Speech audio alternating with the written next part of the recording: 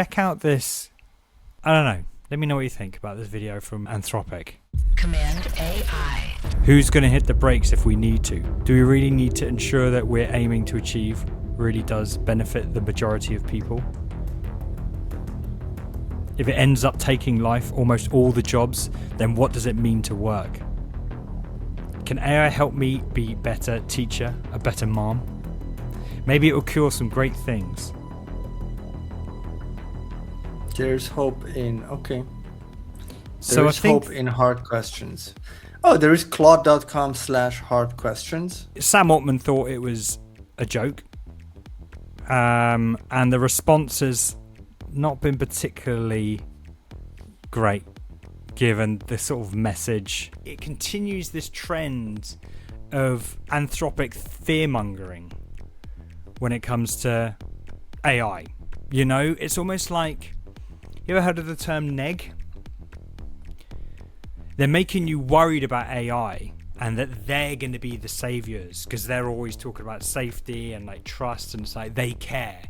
They're just trying to install this idea that everyone else is horrible and like Terminator 2 type of shit. So who are you going to trust? The people who are calling it out on what it is, right? That, I think that's what they're going for here. Okay, so let me show this. I haven't checked it myself. So Anthropic exists to answer the hardest questions about AI. Okay, safety, governance.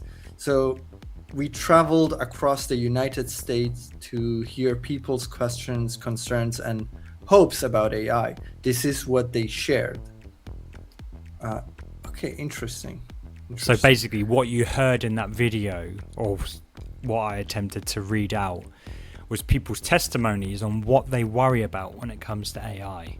We have talked about people hating AI, and I would love to know from our audience if there is anyone watching and listening who hates AI, because I assume that people who watch us or like stay, they don't hate AI, but I see a lot of hate, and I see a lot of hate, especially with students. I have friends who want to study, and there is this uncertainty, and all of this is created by these companies basically saying you can study, but there won't be a job for you at the end of your study. So there, as you said, there is this fear mongering that is, yeah, I don't think it's real. We see what AI can do, but I don't think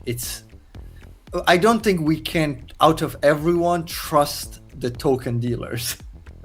Well, I think that's what they're kind of, they're playing the reverse Uno, and that they're trying to make you aware of that they're aware of how bad AI is. So the reverse psychology of it is, well, these are the trustworthy guys. Now, I don't think these people who they asked these questions are anti-AI. I think the people they asked are sorry, that must have sounded weird, are pro-AI, but were open to sharing what they worried most about it. Because if you talk to anyone who's anti-AI, you know, I'd be interested to hear those conversations with Anthropic. I bet they would have got a kick in the shin and a spit in the mouth. You know, they would have been like, you know, you've stolen all of this stuff, or like, you're taking away people like artistry and artists' jobs and things like that. You've killed industry. You know what I mean? Like, it's we've all heard it before. Anthropic.com/path to hope. There we go. See, Anthropic is the path to hope. Yeah. How does AI work? What is AI's impact on society? We don't know any of, like, it's funny that we don't even know how AI works. Not really. Well, who should govern AI? Who should govern AI? We know that it's government, right? Like, you've heard of Fable getting banned, right? Something happened. You've probably heard it. Yeah, something about that. Yeah. So we know, like, the government is controlling AI, not the people. This is part of a larger conversation on my show, Cmd+AI, which we stream live every single week. We discuss the news and all things related to AI in the world of design and web. Catch us next week and join in the banter. Command AI.